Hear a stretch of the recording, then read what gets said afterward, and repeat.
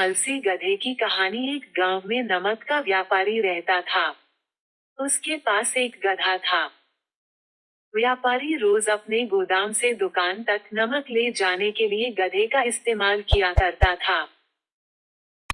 वह नमक को बोरी में भरकर गधे की पीठ पर लाद देता और उसके साथ साथ चलता हुआ दुकान तक आता था। व्यापारी का गधा आलसी प्रवृत्ति का था। काम से बचने के लिए वह नित नए उपाय सोचता रहता था।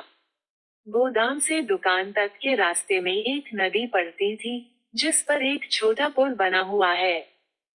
एक दिन नदी पर बने पुल पर चलते समय अचानक गधे का पैर फिसला और वह नदी में जा गिरा। नदी के पानी से नमक की बोरी भीग गई। जब तक व्यापारी ने गधे को पानी से निकाला, तब तक बोरी में भरा बहुत सारा नमक घुल चुका था। गधा जब चलने लगा, तो उसे बोरी का भार बहुत कम महसूस हुआ और वह खुश हो गया। उसने सोचा कि अपने ऊपर लदा बोझ हल्का करने का ये बहुत बढ़िया तरीका है। अगले दिन वह जानबूझकर नदी में गिर पड़ा।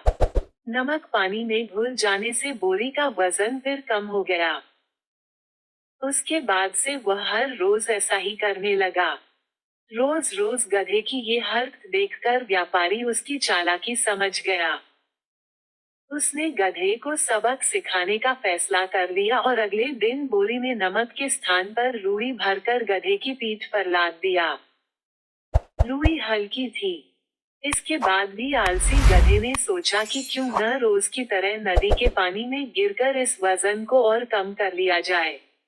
इसलिए वह जानबूझकर नदी में गिर पड़ा।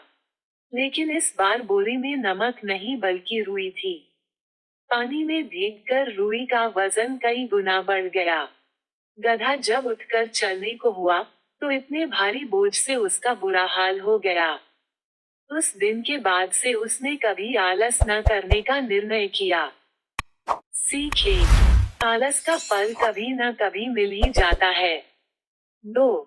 एक ही उपाय हर बार कारगर सिद्ध नहीं होता।